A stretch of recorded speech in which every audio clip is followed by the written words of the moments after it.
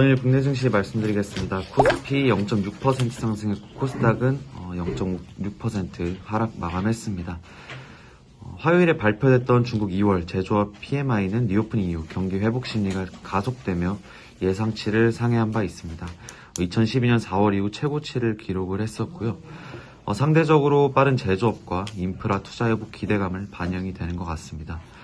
대조적으로 미국 제조업 PMI는 전월 대비 소폭 개선됐으나 여전히 기준치를 하회를 하고 있는데 이는 달러 하락 재료로 작용을 했고 어제 원달러 환율도 좀 하락 마감했었습니다. 거래소 기준 외국인이 현물에서 4,796억 원 순매수를 했고 선물 쪽에서는 약 3,400억 원 매도를 했습니다. 업종별로 보시면 강했던 업종으로 자동차, 에너지, 화학, 철강이 특히 좀 강한 모습을 보였고요. 기계, 장비, 운송 섹터 강세 나타냈습니다. 반면에 약세를 나타낸 업종으로는 은행, 그리고 유틸리티, 미디어, 엔터 섹터는 좀 하락하는 모습이었습니다. 특징주로 HPSP가 있었는데 3.47% 상승 마감했습니다. 전일 공시가 하나 있었는데 주당 3주의 무상증자를 실시키로 했다고 공시가 있었습니다. 신주 배정 기준일은 오는 17일이고요. 전체 발행 주식 수는 약 2천만 주에서 8,116만 주로 증가하게 됩니다. 다음으로 덴티움이 전일 약 6.7% 상승 마감했는데 다올투자증권 리포트가 있어서 참고를 해봤습니다. 4분기 실적은 시장 컨센서스에 부합을 했는데 재고평가 손실 환입으로 인해 영업이익은 각각 7%, 10% 상회했다고 합니다. VBP 우려에도 2023년 중국 및 러시아를 중심으로 20%대 성장률을 보여줄 전망이라고 하는데 영업이익 측면에서도 캐펙스나 인력 채용 계획이 되어 있지 않아서 30%의 마진은 유지가 가능하다. VBP 결과를 통해 확인한 중국 내 2등 임플란트 업체인데 해외 피어 기업 가치 상승으로 적정 주가는 16만 원으로 상향한다고 하고요. 투자 의견 바이 유지를 했습니다. 23년 추정도 해주셨는데 23년 매출액으로 4,200억 원, 영업이익 1,381억 원으로 한 10%대 성장 달성 가능할 전망이다라고 하고요. 1월 중국향 수출은 YY로 25% 감소하면서 VBP를 앞둔 수출 감소에 대한 우려가 있었는데 VBP는 2분기부터 개시되며 중국 실적 회복 전망이다. 그리고 러시아는 전쟁 이슈에도 불구하고 분기당 100억 원대 매출 달성을 기대를 한다고 하고요. YY로도 한 17% 정도 러시아 쪽도 성장을 할 수 있다라고 좀 긍정적인 리포트였습니다. 전일 아모레퍼시픽 4.48% 상승했는데 중국 소비재 강했습니다. LG생건도 1.5%, 코스맥스 11%또 큰 폭으로 상승을 했는데 그저께 인터뷰가 하나 있어서 참고를 해봤습니다. 니베아 제조업체인 베이어스 노르프 빈센트 워너리 CEO는 중국의 리오프닝에 힘입어 중국뿐만 아니라 세계적 여행 소매 사업이 회복세에 진입했다라고 언급을 했습니다. 12월에 코로나 방역을 완화했지만 1월까지는 상황이 매우 불안정했고 2월부터 소매 판매가 뚜렷한 회복세를 보이고 있다라고 밝혔습니다. 로이터 쪽에서도 보도자료가 있었는데 제로 코로나 정책이 유지되는 동안 주민들이 초과 저축을 해왔는데 리오프닝을 맞아 그동안 저축해온 자금을 이용해 쇼핑에 나설 것이고 이로 인해 강력한 소비 반등도 이루어질 수 있을 것이다 라고 코멘트를 했습니다. 전일 철강 쪽도 굉장히 강했습니다. 포스코홀딩스 약 6% 상승 마감했는데 이베스트 안회수 연구위님 코멘트 있어서 참고해봤습니다. 12월부터 이어진 글로벌 철강 가격, 원재료가의 상승과 중국의 부동산 지원 체계도 불구하고 수요 회복에 대한 뚜렷한 확신은 1월에서 2월 달에는 없었다고 합니다. 하지만 2월 중국 PMI 지수 서프라이즈 발표와 부동산 관련 지표 회복이 점점 수요 회복을 확인시켜주는 중이라고 하는데 중국 및 미국 거대 철강 소비국계에서 철강 가격 상승 흐름이 계속되고 있다고 합니다. 최근에 포스코 홀딩스나 현대제철도 열연강판 가격을 인상했다는 소식도 있었는데 이제 이런 부분이 긍정적인 것 같고요. 이러한 추세가 지속될 경우 철강업종 밸류에이션 멀티플 확대 가능성도 있다고 합니다. 하지만 국내 기업 실적은 국내 철강 가격 반영에 시차가 있었기에 23년도 1분기까지는 스프레드가 축소되면서 회복세는 좀 더딜 것이라고 전망을 하고요. 중국 철강 재고 비축 기울기가 좀 완화가 되고 있는데 재고 비축 기울기 피크를 일찍 찍을수록 소비량이 생산량보다 많다는 의미고 중국 철강 공급 조절로 가격 강세였던 16년도에서 17년도에는 좀 비슷한 모습을 보였었다고 합니다. 또한 중국 철강사들의 롤 마진이 저점인 상황에서도 지속적인 가동률 상승은 수요 회복과 가격 상승에 대한 예상이 내포되어 있다고 판단한다고 합니다. 전일 코스피, 코스닥 투자자별 매매 동향쪽 보시면 외국인이 현대차를 한 260억 원 정도 매수하는 모습을 보였고요. 그저께와 화요일과 동일하게 카카오뱅크, 카카오페이도 좀 매수하는 모습을 보였습니다. 그리고 동박 쪽 SKC도 한 90억 원가량 매수를 했고요. 순매도 쪽 보시면 SK하이닉스를 640억 원, 포스코홀딩스 340억 원, 에코프로비엠, 에코프로 등의 종목들도 좀 매도하는 모습이었습니다. 52주 신고가 종목이 좀 굉장히 많았는데 코스피에서는 양극재 관련주인 금양 또 신고가를 기록을 했고요.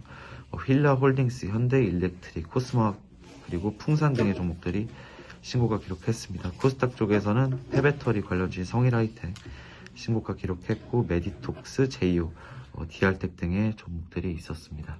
이상입니다. 저 좀 말씀드리도록 하겠습니다. 차익시험 매물 추형으로 기술주 하락하면서 어제 상하이지수는 마이너스 0.25% 하락했고요. 흥승테크 지수는 마이너스 1.42% 하락했습니다. 업종별로는 에너지, 커뮤니케이션, 그리고 유틸리티 등 업종이 강세 보였고 부동산, 헬스케어, 산업재 등 업종이 약세가 보였습니다. 인프라 투자 가속화 그리고 부동산 경기 회복에 따른 철강, 화학 등 관련주 강세를 보였고요. 어제는 만원 화학은 플러스 3%, 버튼 철강은 1.66% 결과적으로 상승했습니다.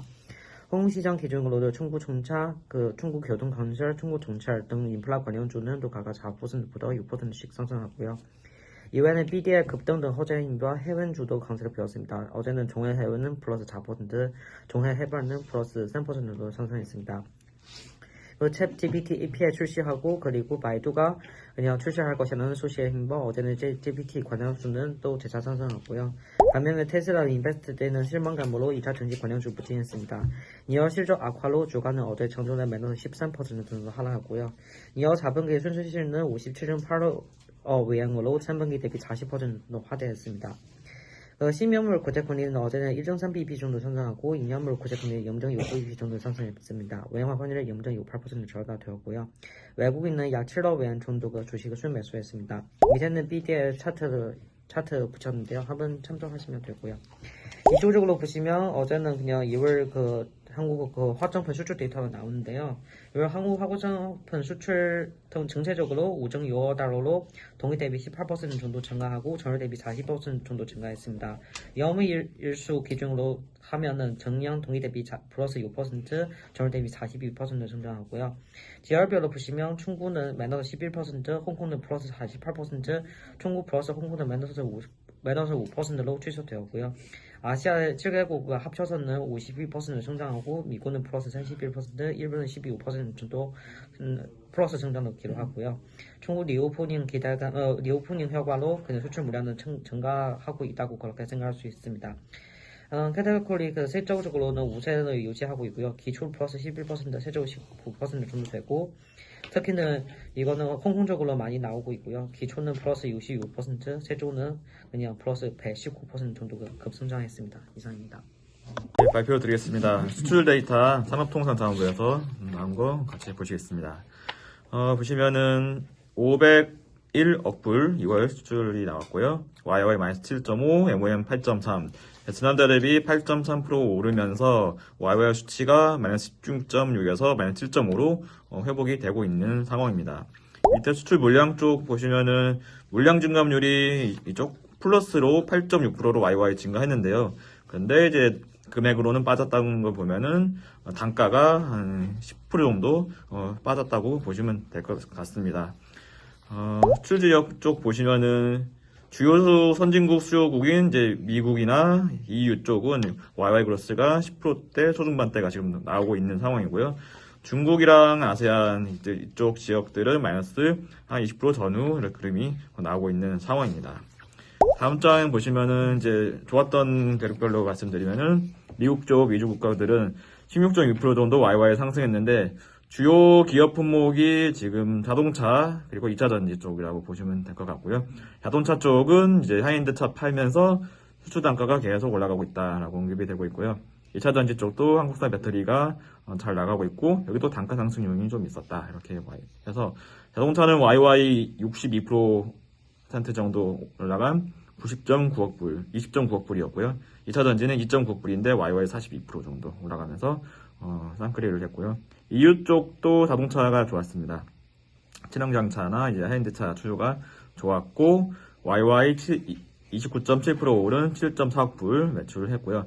또 특이했던 게 일반 기계 쪽도 YY 34% 7억 불 정도 했는데 이게 다 배터리 공장 전설에 필요한 이제 설비들이다라고 해서 전기차 쪽이 수요가 좋았다고. 석유 제품도 좀 특이한 게 항공 수요가 요즘에 좋아지고 있는데 제트유도 EU 쪽으로 우리 석유 제품들이 수출이 됐다 이렇게 언급이 되고 있습니다.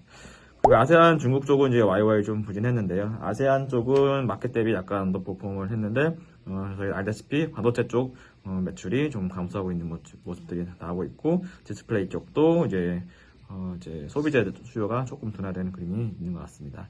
중국 쪽도 반도체 쪽이 모바일 분야 이제 수출이 좀 빠졌다라고 언급이 되고 있으면서 YY 39% 정도 빠진 그림이 나오면서 1분기 정도까지는 이 반도체 YY 크로스 마이너스 한 3, 40%는 이어질 것 같고요.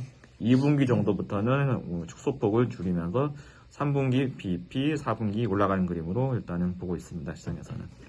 품목별로 아까 보신 것들 중에서는 이제 자동차, 전기차, 자동차 부품 다 YY를 더 늘리고 있는 상황이고요. 2차 전지 마찬가지고 가전 쪽은 전반적인 가전은 4.3% 늘어나면서 아까 그 미국이랑 EU 쪽에서 일부 드러나지는 않지만 조금씩 올라오는 그림들이 나오고 있는 것 같고 아까 왕정 차장이 얘기했듯이 화장품은 YY 13.8%로 플러스 전환한 모습들이 좀 보여지고 있습니다. 그래서 수출 데이터도 다른 쪽이 방어를 해주면서 자동차도 특히 더 방어를 해주고 있고 반도체 축소분을 이제 조금씩 완화되는 그림이 나게 된다면 결국에는 그림 자체는 2분기 정도부터는 이제 YY 크로스 바닥잡이가 될 것 같고요. 하반기부터는 이제 플러스로 전환할 수 있는 그런 어떤 기회를 모색할 수 있을 것 같습니다. 이상입니다. 한 달에 2, 3조의 파생 상품을 과거에 매매를 하면서 정말 실전 투자를 하기 위해서 박세익 전무가 쉽게 풀어주는 차트의 정석이라는 강의를 준비했고요. 차트의 정석 1, 2, 또 차트의 정석 부록 해가지고 3권의 교재와 함께 총 30강의 강의가 마련이 되어 있습니다.